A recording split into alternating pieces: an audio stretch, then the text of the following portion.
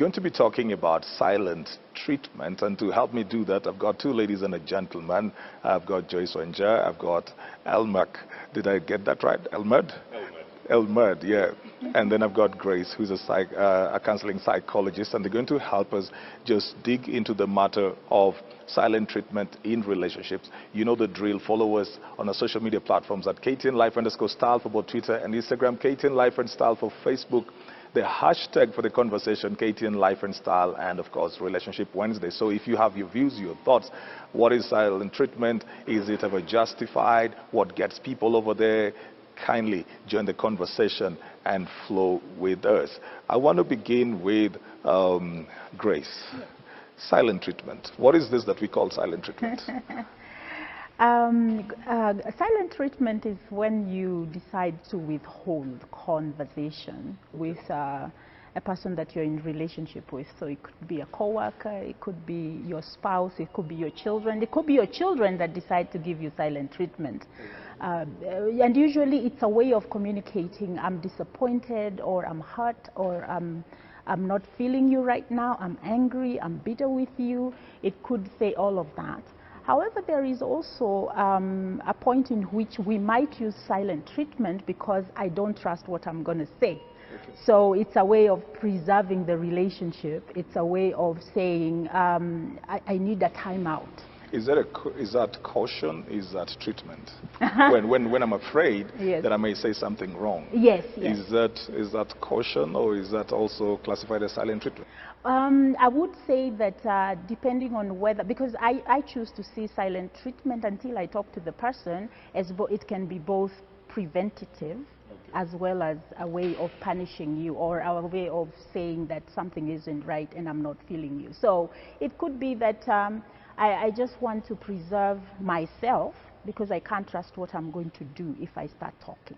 All right. Yeah. Okay. Elmond, yes. How does that sit in a relationship? You know, two people are relating, and then somebody just decides, I'm not going to be having conversations. How does that sit in a relationship? Well, thank you for having me on the show. And matters of silent treatment are very, very emotional and emotive, because it's not healthy to begin with. You know, just going on this go-slow of not wanting to speak with the other person because of a wrong they did. And you see, the moment this happens, it means that the abuser now is left in a position of, you know, dismay and confusion, because they're not really sure how to go about it. They're like, do I speak about it? Do I keep silent about it? Do I use which approach? It gets very, very confusing. And you see, the moment that happens, the abuser now gains control, total control over the other person, because they know I have domineered over this other person. So that means whatever they try to do, be it trying to reach out to me or speak to me, will fail, will always fail. That brings a lot of unhealthy balance in that relationship. You have kind of created something around the person who meets out the silent treatment to be an abuser. What of the case where they feel they are the abused? And so, like Grace said, you know, sometimes somebody's feeling like, I'm angry with you, I'm not happy with you, I'm upset. And so they feel they don't want to talk to you because they feel they've been hurt. Are they still the abuser? Yes, they're still the abuser, because psychologically it's defined as emotional abuse. Silent treatment is defined as emotional abuse because it has its roots way back in 1835. It used to be used as a measure of torturing inmates or prisoners. Can you imagine you're an inmate and the officers who are supposed to attend to you are not calling you one by your name. They're calling you using numbers. So how best can you define that if not abuse? And you bring in a very, very interesting concept. What if the person who is, you know, the abuser, quote unquote, the real person is being abused, but they don't know how to speak about it? It's a problem because it trickles down to this person having fears. And until and unless that fear is dealt with, then can we, quote unquote, untag that, tag that we level them as being the abuser. All right. Joyce, silent treatment. And you know, you're growing up in a very different age. So, are blue ticks part of the silent treatment? And you need your microphone close to you. For me, when someone does anything bad to me, I usually punish you. Like, I just keep quiet. Is it a I like being personality, silent. or Yeah. is it something that you just decide, you I deliberate? just decide to do it. As I say, it's a good thing when I go silent, you'll realize what you did to me. So the silence make you think more about, as in, Somebody said one time, and somebody said that men are not very good at picking nonverbal communication, for example. So if you go silent and the man has no idea what he did, how have you succeeded? of course, when I go silent, you'll just wonder, what did I do? What did I do wrong? And at So you're the actually becoming what Elmad said, which is the abuser. for me, I like being silent. I like being silent, and when I'm silent, maybe you'll just realize what you did, and then we can conclude to something else, something maybe to solve the issue. But instead of arguing, doing more stuff, creating a lot of commotions, I just better be silent. Yeah, but I asked you, are blue ticks part of the silent treatment? Because there are people who get upset. They say, you know, I saw on WhatsApp, you read my messages. Yeah, you blue ticked and me, you you did did reply my nothing, so- text. Yeah, it's part of it. You know what I'm thinking as I'm listening I'm thinking about the blue ticks, because I do that a lot. not because it's silent treatment, but it brings in the concept of the three ways that we communicate. And so you are communicating by your body language, you're communicating by your tone of voice, and you're also communicating by your words. But your words are only 7% of the whole 100% of the communication. So the body language, which would be the blue ticks, is a body language of some sort, because it's a nonverbal, that now I'm left to assume or to fill in the gaps about what you were saying, just like the silent treatment. And that's why it's not healthy for a relationship, because you leave me to wonder and to make judgments about your behavior. So you're thinking that silent treatment is going to make me be able to look inside and ask myself, what did I do wrong to her? And that's what you're hoping that is going to be. What if you just use your words instead of that? Because I may not get that. What I may get from you, I may get abandonment and rejection, and I may also decide if one can do it, two can do it better. Because I was thinking about it. I was thinking about, what if I never get it? Because and you may be upset over one thing, and then even if I try to get it, I may assume it's something completely different. And so I will be trying to fix something else. And here you are, and then you get even more upset. You're getting more upset because you're thinking, I should have dealt with what you're upset about, which I have no idea completely about. So I begin to get frustrated, and then I get to the place where Grace says, I'm also upset. So I feel like, okay, so this is it. Let it be. So people go into a Cold War, not even knowing what the issue is, so they're not able to address it. So it's not an effective way, Elmad, right?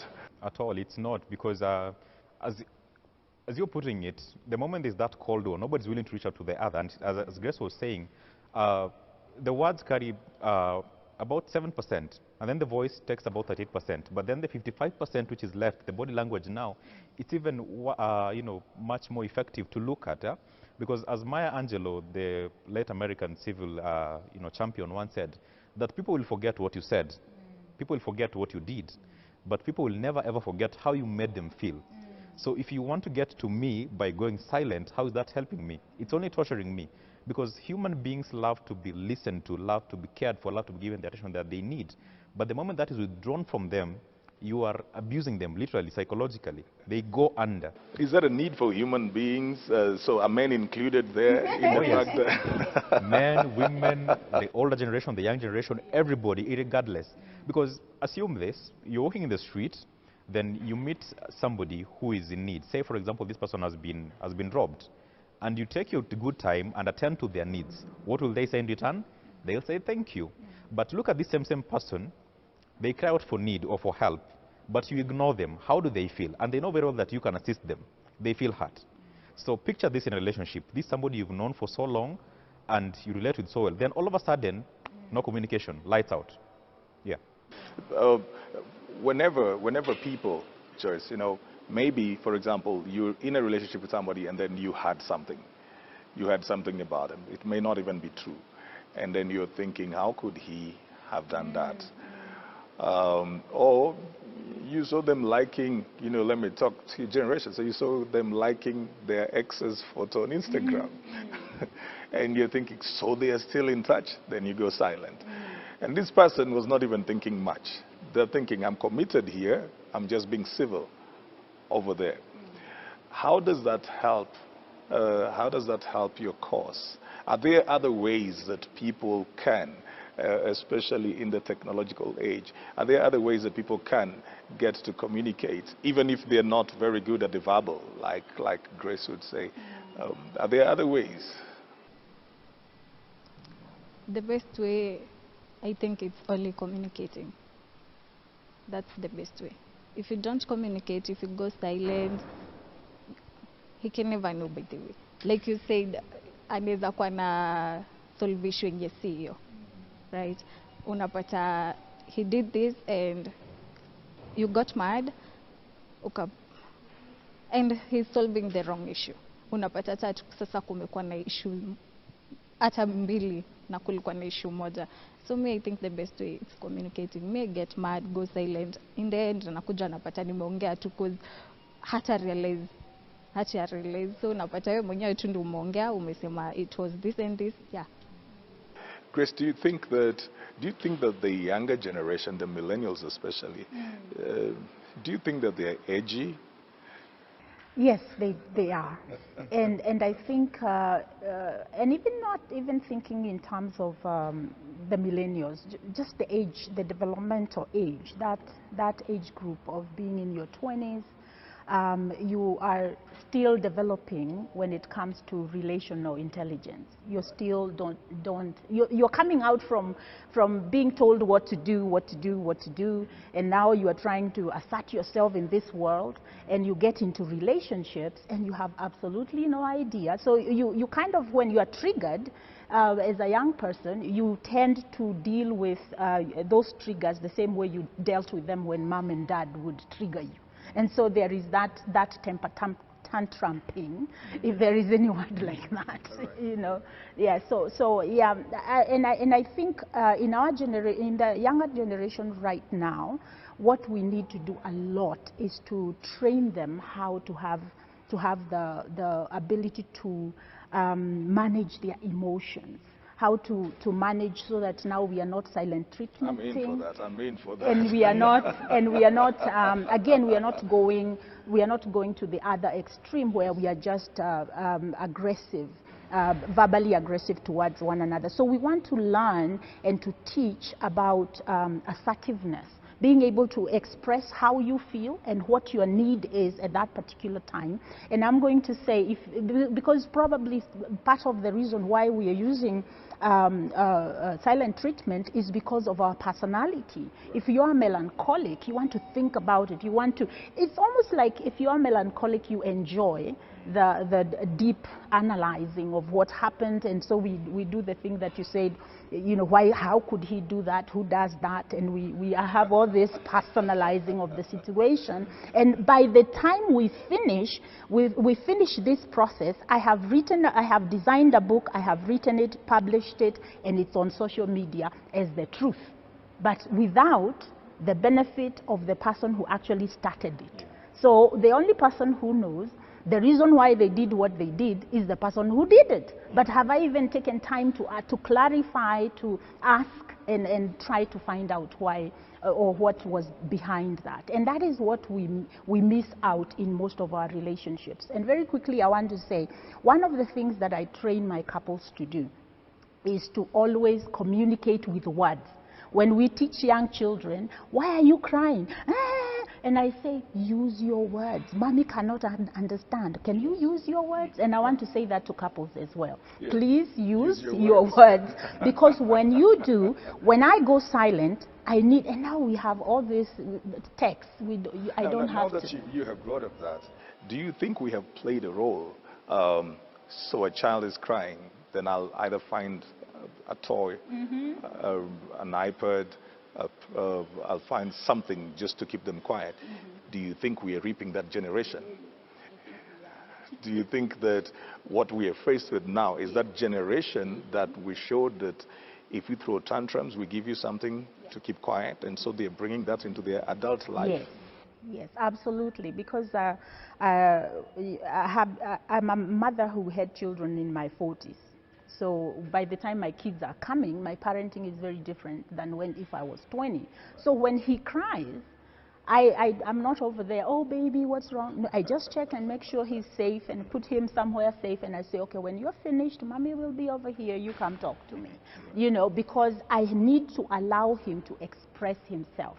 What happens is that when we kind of feed into this temper tantruming, then what we do not give people the opportunity to self-soothe.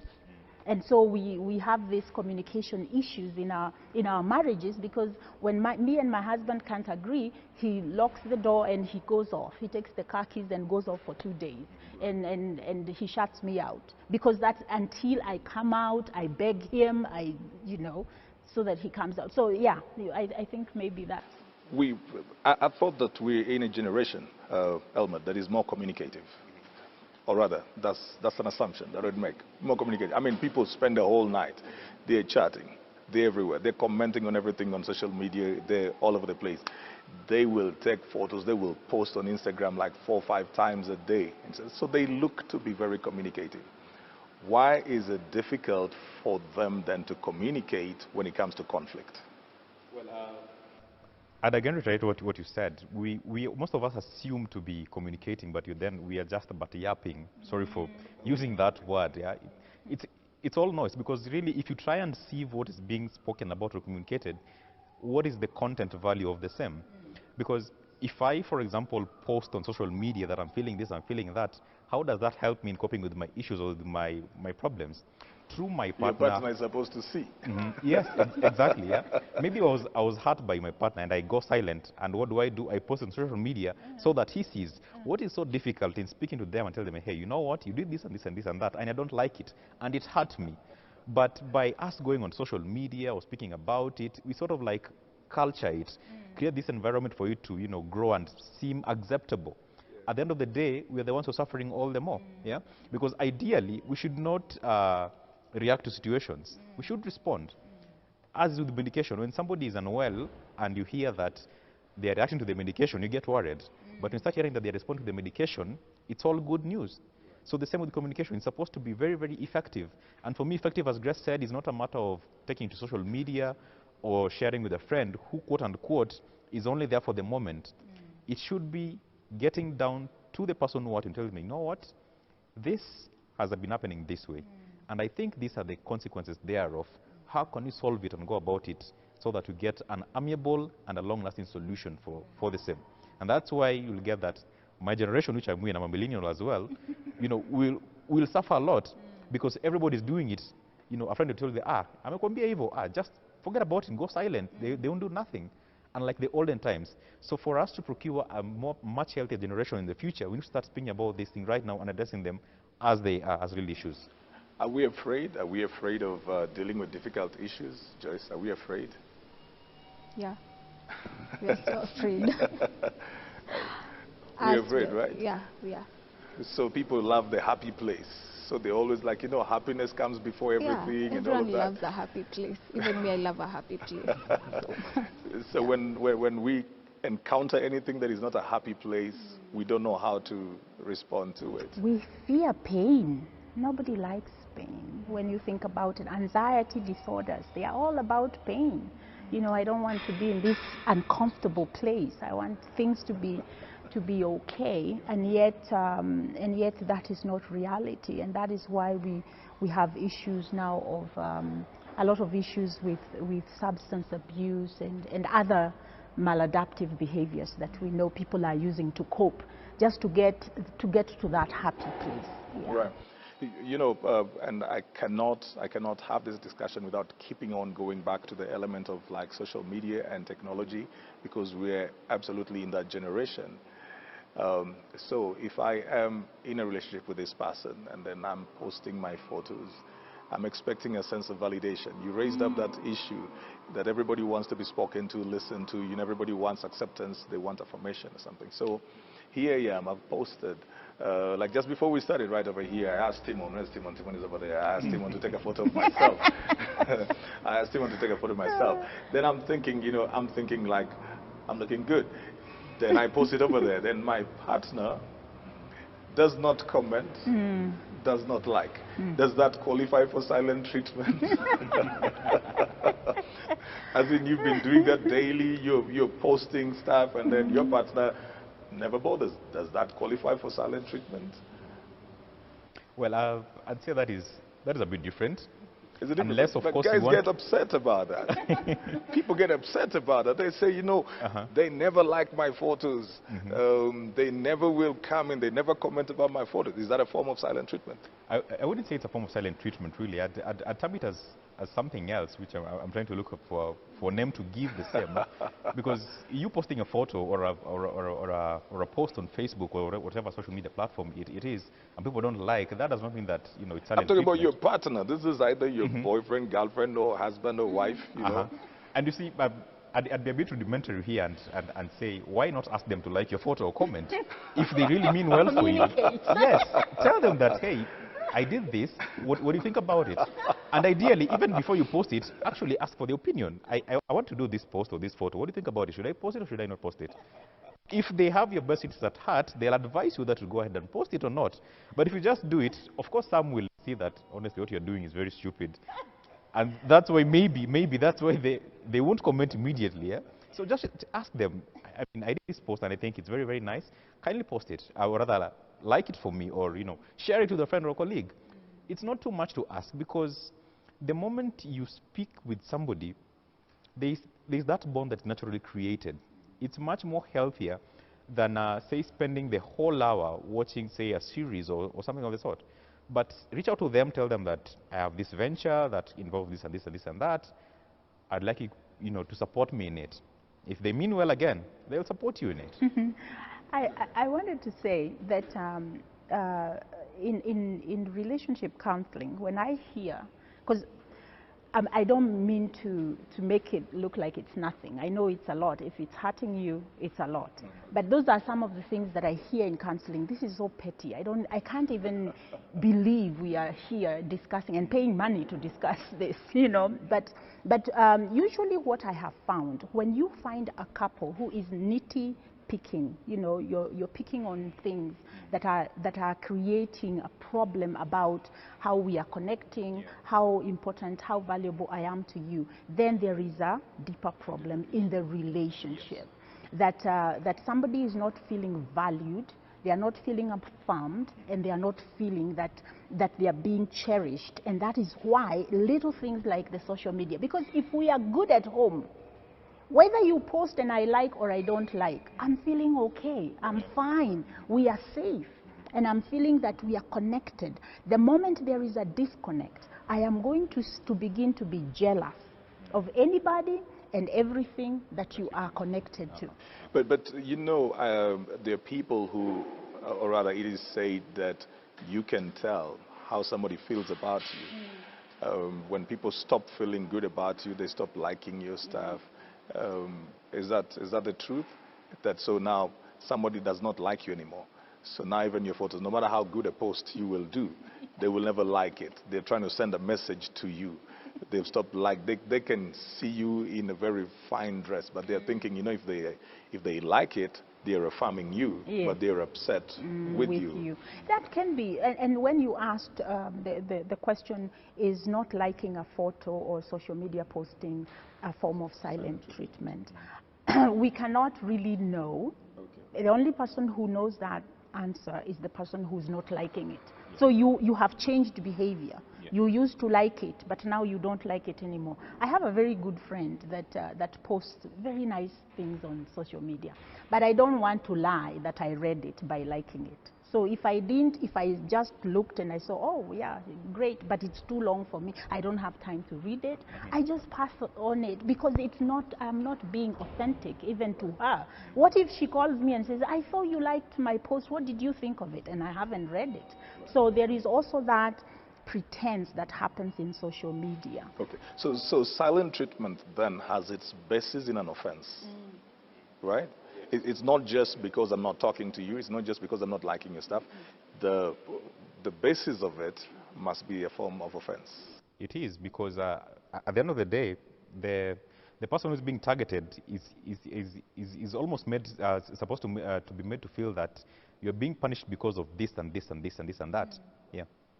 Now, what if, let me come back to you, Joyce, you know, because you're the silent treater. You're a nurse when it comes to silent treatment. What if you're dealing with somebody whose personality really doesn't care? I mean, they love their space, they love their silence. So when you go quiet, they actually feel like, oh my goodness, thank you, Jesus, you've answered my prayer. Would it still qualify to be silent treatment? No, not anymore. Yeah. No. So what if you're dealing with somebody who enjoys silence? Or you're actually dealing with somebody who has been wanting to leave? They've been wanting to leave. Yeah, then you go quiet and they're not bothered. I'll just talk. You'll talk? I'll talk, yeah. I won't let you leave. I won't let you leave, by the way. I'll just talk. You'll talk? Yeah. Okay. So at what point then is this silent treatment manipulation? Exactly. If that's the way you deal with not being happy in your relationship, just know that you are actually not bringing value to your relationship. You're taking value away from it. And so I would be, if I use silent treatment, one day, I see this happen all the time. One day, 5 years later, she comes in or he comes in and he says, I'm done. I want a divorce. I want to leave. And then you're like, huh? Because you haven't been thinking about how this way of coping with conflict in your relationship, what it has been doing to the relationship. I tell couples when they come into my office, my client in this session is your relationship. So I see you, John, I see you, Mary, but in between you there is your relationship. And that is the person I am going to heal today. Let's talk about conflict. Let's talk about conflict. How are people supposed to handle conflict? Because if the silent treatment comes from an offense or conflict, and it's not a healthy way to deal with it, as much as there is the element that you brought up where somebody may feel, I don't want to talk because I may say something that, I may speak something that will take another 10 years. You know, I may break this person. So I don't want to speak because I'm angry for now. Then I'll talk when I've cooled down. But what are those ways that people are supposed to deal with conflict in their relationships? Let me say very quickly, as a way of foundation, that we need to be self-aware. That you need to know, are you an aggressor? Are you a freezer? Or are you a passive aggressor? Because if you know who you are, then you can work towards that. Who's the first one? The first one, the aggressive one, is the person who controls the situation by being aggressive. I'm angry, and so I shout, I yell, I throw things. The passive aggressor one is the one who gives the silent treatment. And then you have the freezer is the one who says yes, yes, yes, yes, finish quickly, and then they so that we get it. So they don't show any emotion, and they will actually come to a place where they don't care. So they can go into an indifferent place and they just exist. They'll do everything, but you're not connecting. So number one, you've got to know where you are in conflict managing, or how you do it. So. Exactly. Yeah, sure. And maybe just to pick up from where she's left, it's also very, very important to acknowledge that the problem exists. Because most of us, what we do when we encounter such situations, we tend to sweep all the data under the carpet. But does that really help? So acknowledging that there's a problem is also another step to, to move forward. So once you've acknowledged that, okay, this and this is a problem, then next, reach out to your partner or to your, your friend or whoever it is. And as you do that, don't seek to be heard, seek to be understood. Because the moment you want to be heard, you'll not be doing anything. You'll be just but making noise. But if you make the the partner or the friend or whoever it is understand that this and this is the situation, it gets much easier. Yeah. Chances are you might reach out to them, then they refused. They say, I don't want to speak about it or about the issue. Just let it go. Give it time. And when you feel that it's convenient to speak about the issue again, bring it up again one more time so that you can go about it. But most importantly, seek to be understood, not to be heard. And then gradually, of course, before I pass over to Grace, seek therapy if it's getting very, very difficult. Because you might try all the avenues, try to reach out to your partner, there's still difficulty refusing. There is help that is out there. So don't die alone with the issue and saying that I must be the macho man in this, in this scenario. But I wanted to raise up the issue of what role has the backgrounds of these people got to do with these traits that they bring out? Because there's probably a child, somebody grew up and they were so used to being victimized and being punished and something till they became very hardened. Like everything wrong they did, they're beaten up. So they get to that zone where they can take in pain without showing emotion. So anytime there is something, they just feel like get over with it. So they become this person of a freezer. And you're dealing with this person, then you've got conflict situations. And they really don't know how to get out of that situation. And some people don't even like to hear that you want to take them to Grace or therapy because you're telling them they have a problem. Yes, exactly. And as you're saying, the environment is a really major contributor in how people turn out to be in their life, and even exhibiting such traits of silent treatment or something of the sort. Especially people with narcissistic personality disorder tend to exhibit this a lot.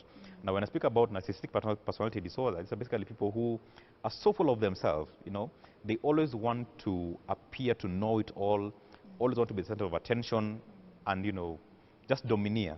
And this is pegged to their childhood, their upbringing, how they were brought up. As Grace was earlier mentioning, if a child cries for a toy, do you give them the toy immediately, or do you weigh and see when it's the proper time to give it or to withdraw it from them? Yeah, so the environment can equally contribute, and that's why it's very, very important or poignant for the caregivers, therefore, as they raise up their kids, to know when and where to direct them and how also. All right, and there's the element also, Joyce. So I want to have a conversation with my partner. Elmer raised the issue of, you might go and then they're still not ready, and so you need to give time. How do I build myself so that I'm not interpreting time as rejection? Because I try to reach out to you, and then you're not ready, and then I'm thinking, you mean I actually tried to talk to them, and they're not talking to me? So I begin to feel rejection, and I begin to feel bitter. What is somebody supposed to do at that place where their partner is not ready to talk to them? When the partner is not ready to talk. Okay, so for me, You walk? no, I don't walk away, by the way. I don't walk away, because even if you walk away, the issue will still be there. It will never end.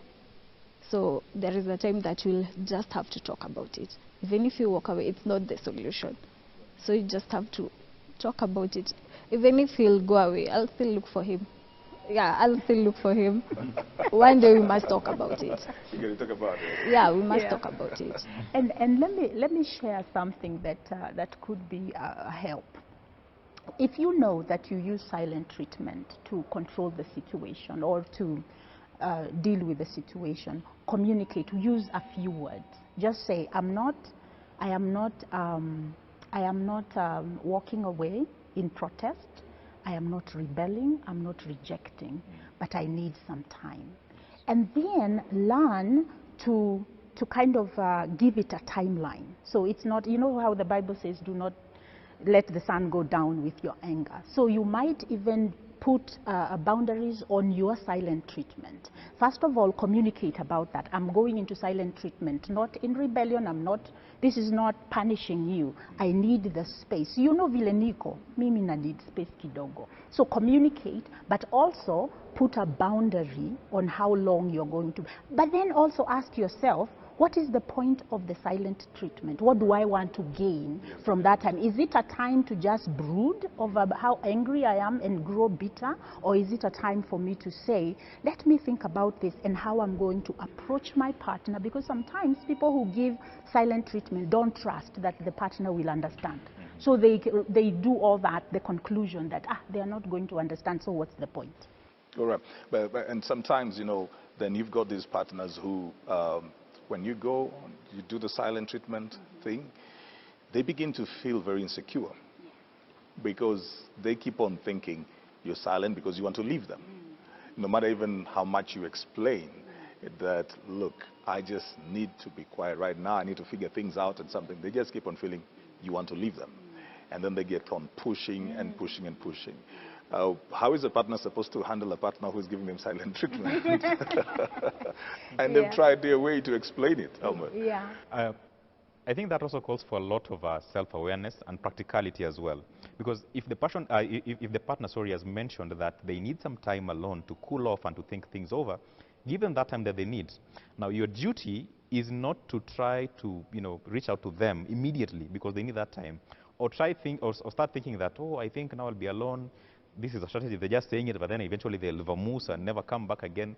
What you should be doing now as a person is to ask yourself the question, how did I hurt this person? And how can I make it better next time? Because a forgiveness is not forgiveness until it is fully accepted. There's this kind of people who say that, I've forgiven you like Kini, I'll never forget. That is not forgiveness. Yeah. So what you should be doing as a person, as you wait for the other partner to heal during this time space, is to understand why or how you hurt them and how that made them feel.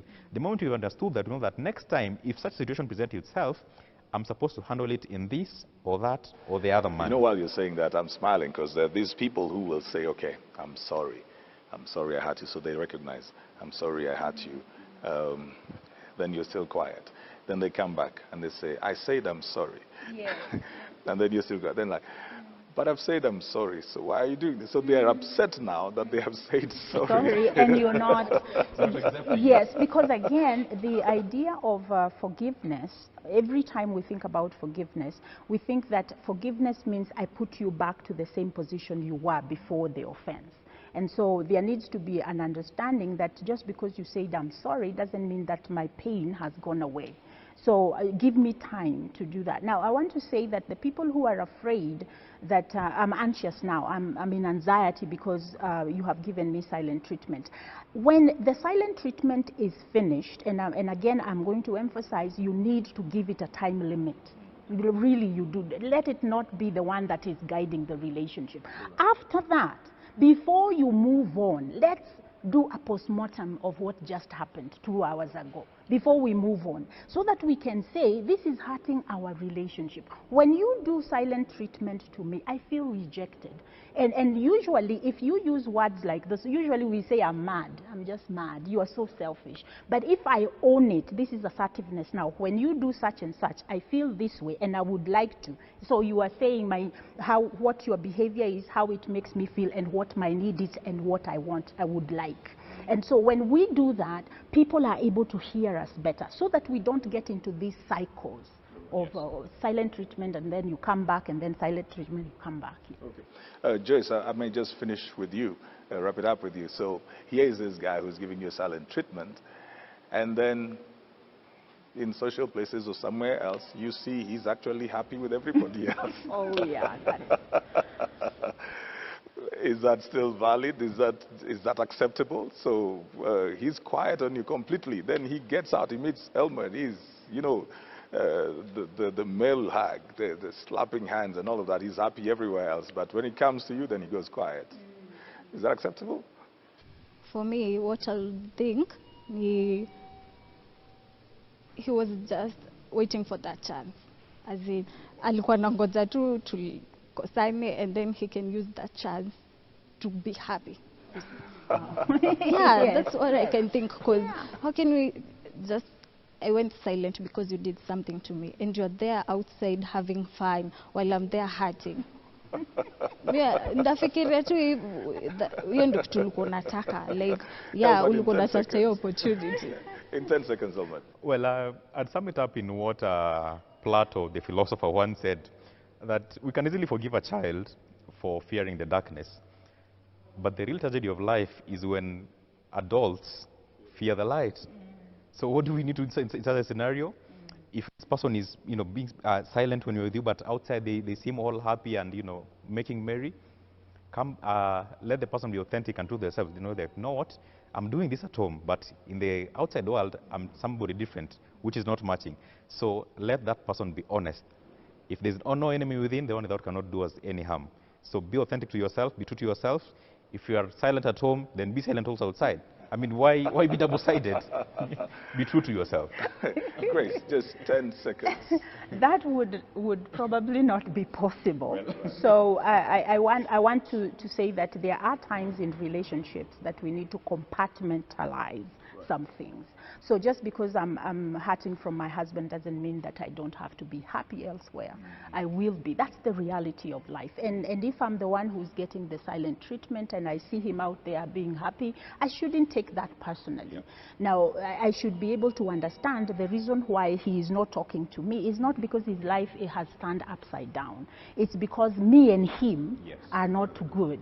And that's okay. There is nothing wrong with that. Okay. Well, there's a lot that we could say. We never get through with conversations, but of course, you can always reach out to the panelists, if you've got more questions. But even right now, keep the conversation going.